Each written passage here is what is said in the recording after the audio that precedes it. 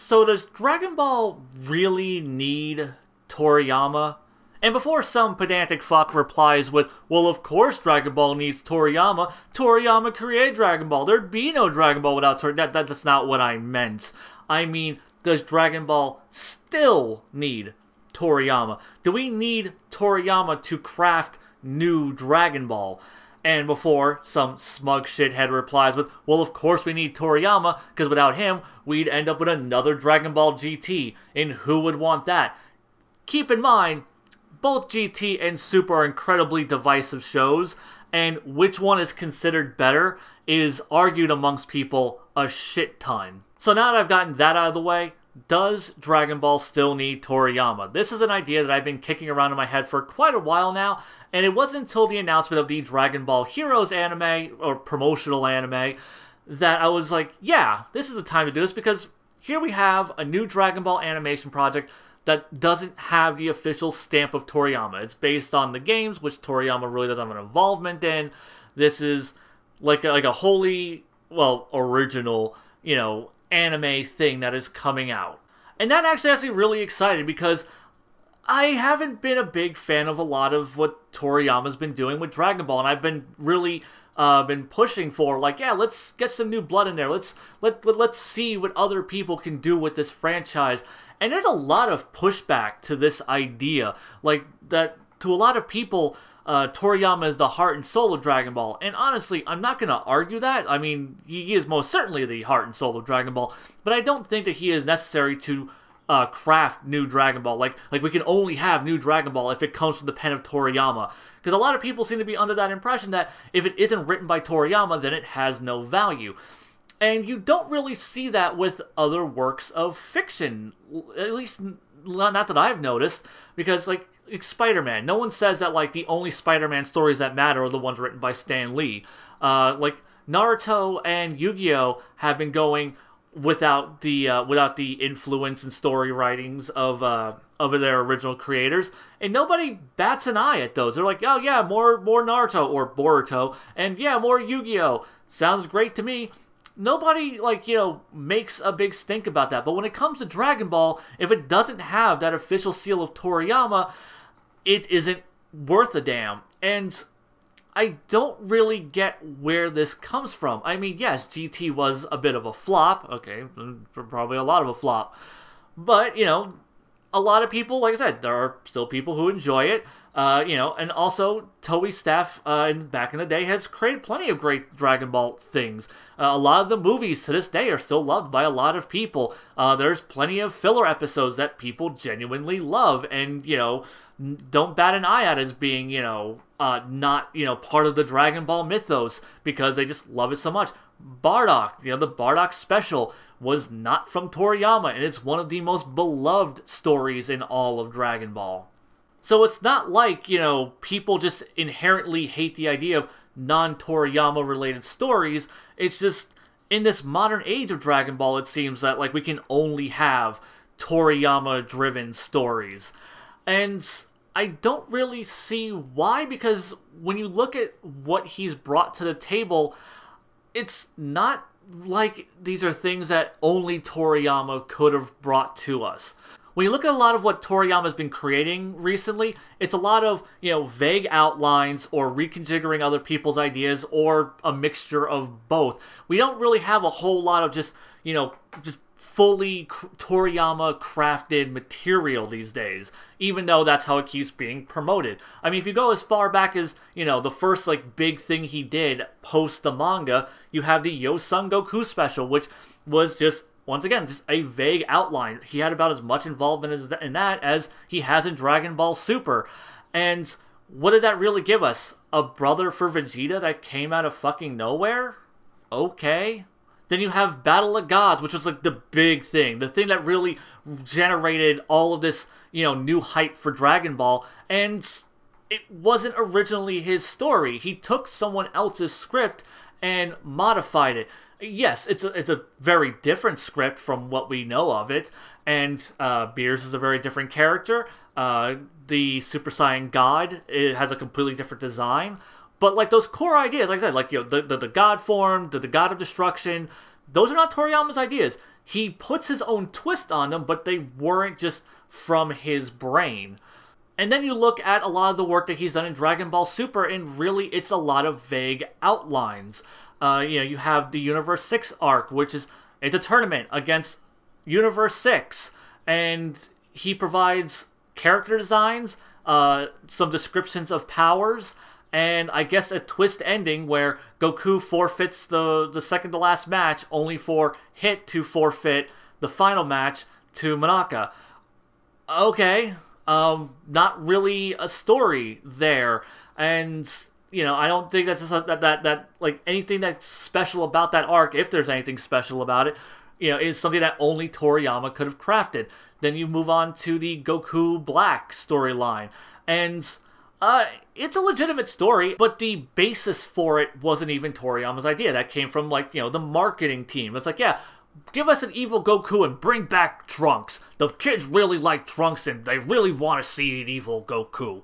And so that's what he did. And credit where credit's due. The man took the dumbest fucking idea ever, which is bring back future Trunks and have a storyline with an evil Goku, and made it into something legitimately engaging and interesting. Fuck the ending of it, because very few people like the ending of that. But even though I do respect what Toriyama was trying to do, like, what he ended up spinning out of those terrible ideas, like I said, it's really respectable what he created from those god-awful ideas. But you end up with a storyline that's primarily set in Trunks' timeline, where his timeline gets completely wiped out and it has no bearing on the core Dragon Ball narrative. The world for our heroes is completely unchanged, and the only thing that we got out of this was a second Zeno. And, I mean, alright, we have a second Zeno. Woo. And then there's the Universe Survival arc, and it is a battle royale it's a multiversal battle royale, is what it is. And what does Toriyama provide for this? Well, as far as we know, we know that he, decided what characters are going to be involved in it, that Majin Buu is going to be removed and replaced with Frieza.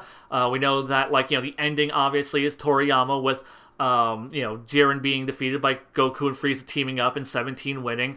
We know that the order that our Universe 7 guys get wiped out in is, Toriyama. And that Toriyama, came up with some character designs. But beyond that, there isn't a whole lot there. What Toriyama really provided was the most bare-bones ideas for Toei and Toyotaro to really fill in and try to craft a story out of. A lot of the coolest things that come from the Universe Survival arc aren't Toriyama's doing at all. Toppo's personality is not from Toriyama's notes. That was something that Toei staff came up with on their own. Ribrianne, as much as some people really hate Ribrianne, all the magical girl elements to her, all the things that made her interesting to a lot of people, are not Toriyama, which is very apparent if you've seen the Toyotaro manga, where she is the worst character ever. If you think you hate Ribrianne, no. Check out the Toyotaro manga and see how he treated this character. She was interesting, at very least. She was a fun character. She is abysmal in that manga. So here we have, this big storyline where Toriyama didn't really write a whole lot of story or character or anything. He wrote the framework for it and had other people come in and, add, any kind of value to it. Now, not everything that Toriyama has been working on, Dragon Ball related, falls into those categories of reconfiguring other people's work or writing really vague outlines for people to fill in. There are a couple of examples of Toriyama, stepping up and actually just writing things himself and having full creative control. And those are Dragon Ball Minus and Resurrection F. Which, Dragon Ball Minus isn't a story, and is honestly hated by a lot of people, myself included. And then you have Resurrection F, an incredibly divisive film. And what is the idea of that film? It is, oh, we're going to bring Frieza back, and we're going to give him a new transformation, and then we're going to give Goku and Vegeta some new transformations, and then they're going to kill Frieza. that's your movie. Yes, only an idea brilliant, like that could only come from the mind of Akira Toriyama. Definitely, like only he could have crafted such an enthralling narrative as bring back old villain, give him new transformation, kill him off. Now, my point with all of this isn't to just shit on the man and his current work. It is to point out that what he is adding to it isn't necessarily things that anyone else couldn't add to it. A lot of the things that people are really, really liking about Dragon Ball Super or about, like, the newer movies and are not necessarily, like, his ideas. They are, they're Toei. They're Toei taking these ideas and crafting something out of them. And to sit there and say that Toei staff is absolute garbage and without Toriyama they'd be nothing, I think is a real disservice to Toei staff, and I think it's pedestalizing Toriyama way too much when his involvement in the narrative is pretty minimal. I think a lot of people just need to get off the Toriyama dick riding train and just kind of look at it and go, yeah, Toriyama, he isn't really writing that many great things. And also, I guess I need to bring this up because I did not state it. Yes, Jocko the Galactic Patrolman is in the Dragon Ball continuity, but it's a standalone story that is so far removed from Dragon Ball. It is a story that takes place in the Dragon Ball universe. It is not really a Dragon Ball story. That's why it's not called Dragon Ball Jocko the Galactic Patrolman. It is just Jocko the Galactic Patrolman. Yes, Dragon Ball Minus is a chapter, like a little bonus at the end of it, but it is not it is not really like a Dragon Ball story. And like I said, I love Jocko the Galactic Patrolman. I'm not saying that Toriyama can't write. I'm saying that when it comes to crafting new ideas for the Dragon Ball universe, he isn't exactly creating the most creative or, like mind-bending stories here. Like, oh my god, like, this is clearly, like, only Toriyama could have, created such a brilliant narrative. No, this is, like I said, it's Toei's writing staff is the one that are really giving, putting meat on these bones that Toriyama has provided them. And I would like to see what Toei's writing staff could do. They clearly care about the property. They clearly are fans. And a lot of things that people love most about modern Dragon Ball is coming from them and not necessarily Toriyama. Except for Goku Black. Goku Black's really cool. Don't know how much, in-depth, Toriyama wrote for his character, but, like, I really like Goku Black. Like I said, credit where credit's due.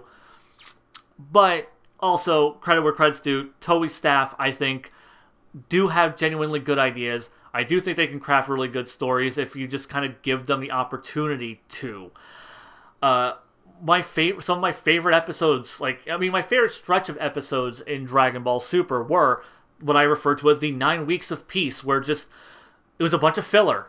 And it was mostly really good filler of just these characters interacting and just being cool and awesome, and I loved that. And that was completely devoid of Toriyama. Yes, also, we got copy Vegeta out of that. They can't bat 1,000 every time. But also, neither does Toriyama. So, yeah, that's just my thing. What do you guys think? Do you think, no, we still need Toriyama? And honestly, I'm not even saying, like, remove Toriyama entirely. Keep that man around to bounce some ideas off of. Keep that man around for character designs, because I still think he's a pretty damn good character designer. A lot of things that he's been doing for, modern Dragon Ball, I have liked, with the exception of Jiren. Jiren, I think, is garbage. But a lot of the other stuff, I think, is really, really good. I think he still can produce really good character designs. So yeah, like, keep him around for those things, but, like, let new blood, come into the franchise. Let other people just kind of have free reign. And I'm hoping that Dragon Ball Heroes is going to be the start of that. Like, maybe, like, they're testing the waters and seeing, like, okay, well, this doesn't have the official Toriyama branding on it. Are people going to be okay with that?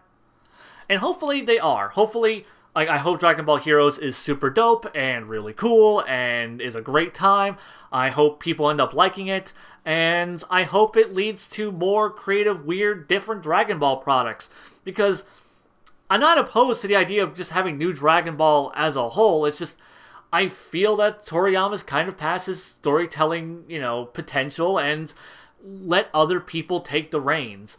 Maybe not Toyotaro, but let Toei staff take the reins and see what type of narratives they can craft. And instead of being like, boo, it doesn't have Toriyama's name on it, go fuck yourselves, give it a fair fucking shot.